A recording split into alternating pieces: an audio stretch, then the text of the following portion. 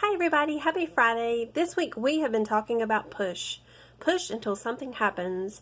And I think that's a wonderful reminder to remember not only just the sentence itself, but also the acronym, because if you can't remember the whole saying, you can definitely remember push.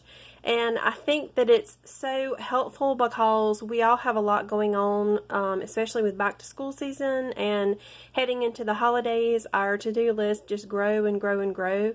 And we have so many things that we need to do in so many aspects of our life. And sometimes we get burned out and we just don't think we can go on any longer, and we just know that we have to push through. And the best thing about that is knowing that you can push through with God and other people beside of you.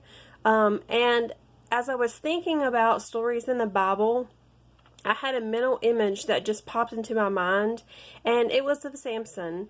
And it wasn't him doing great feats, it wasn't him getting taken advantage of by Delilah.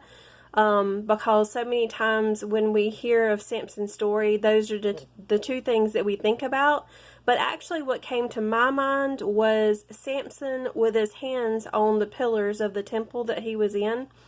And I wanted to read that part of Judges for you, the end of his story, and give you an idea of why that popped to mind for me.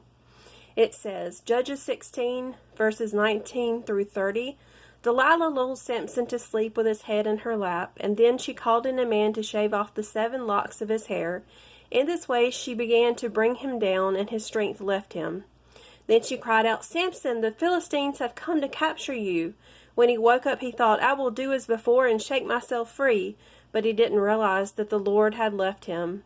So the Philistines captured him and gouged out his eyes. They took him to Gaza, where he was bound with bronze chains and forced to grind grain in the prison, but before long his hair began to grow back.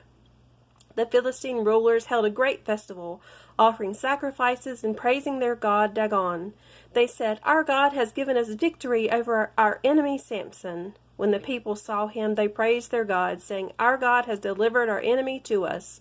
The one who killed so many of us is now in our power. Half drunk by now, the people demanded, Bring out Samson so he can amuse us. So he was brought out from the prison to amuse them, and they had him stand between the pillars supporting the roof. Samson said to the young servant who was leading him by the hand, Place my hands against the pillars that hold up the temple. I want to rest against them.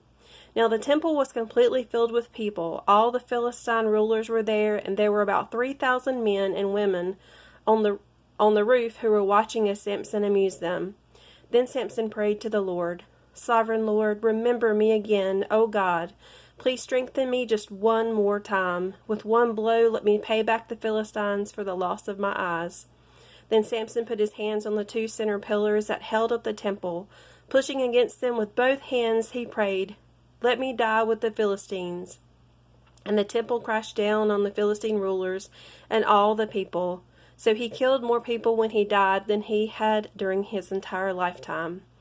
And so we see in those last final moments that he gave that one last great push, and that it took more of the enemies, his enemies, God's enemies, with him than he had in all of the acts and feats that he had done before that when he was judging the 20 years he judged in the Bible. And so I think that's a great mental image for us to remember, that if we can just push on that one more push to get us through to the next side. I often hear people quote great thinkers and athletes, and they talk about that little gap, that gap between normal and heroic, that gap between a regular everyday believer and a super believer, or a really powerful person of faith. And it's always in that little gap, in that little push, that just puts them over the edge into that greater glory. And I think that's important when we think about this week and about the encouragement of pushing on, because if we are for God, then God is for us. He wants the best for us. And when God is for us, then no one can stand against us. And I think that's so important to remember, is that if we have God in our lives and our house, in our spirit.